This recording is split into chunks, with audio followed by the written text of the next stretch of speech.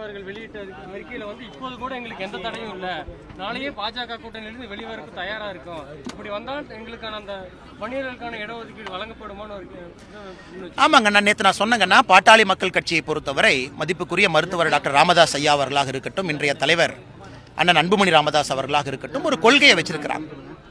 எல்லா கட்சிக்கும் அந்த கொள்கையை அடைய வேண்டும் என்கின்ற விருப்பம் இருக்கும்.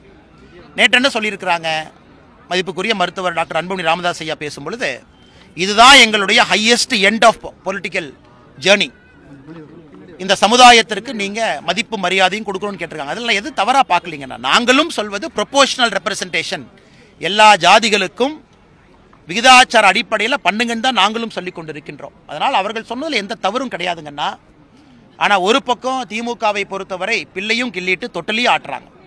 நேற்றே சொன்னோம், குலசேகரன் கமிஷன் அவங்க என்கொயரி ரிப்போர்ட்டு 6 மாதம் தான் கேட்டாங்க, அனுமதி கொடுத்தீங்கன்னா இன்னைக்கு நம்ம கையில் காசு சர்வே இருக்கும், இன்னைக்கு நம்ம முடிவு எடுக்கலாம்.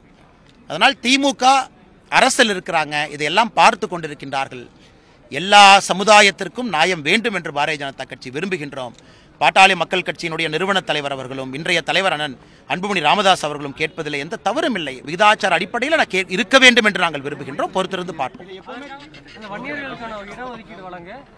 பாஜக கூட்டணியிலிருந்து வெளியேறவும் தயாரா இருக்குன்னு சொல்றாங்க. ஆனா நான் தான் உங்களுக்கு ரொம்ப தெளிவா சொன்னேங்கண்ணா. இன்னைக்கு அவங்க என்ன சொல்றாங்க, நீங்க ஆட்சியிலன்னா 1 வருஷம் இருக்க போறீங்க, நீங்க இன்னைக்கு செய்யுங்க. நாங்க அரசியலே செய்யல, நாங்க எலெக்ஷன்லயே நிக்கல, நாங்க எம்எல்ஏ எலெக்ஷன்லயே நிக்கலங்கிறாங்க. இதை விட தெளிவா எப்படி சொல்றதுக்கண்ணா? அது அவர்களுடைய கொள்கை. நாங்க 2026 தேர்தலையே போட்டி போடலைங்கிறாங்க. அதான் நிபந்தனையற்ற ஒரு ஆதரவுங்கிறது.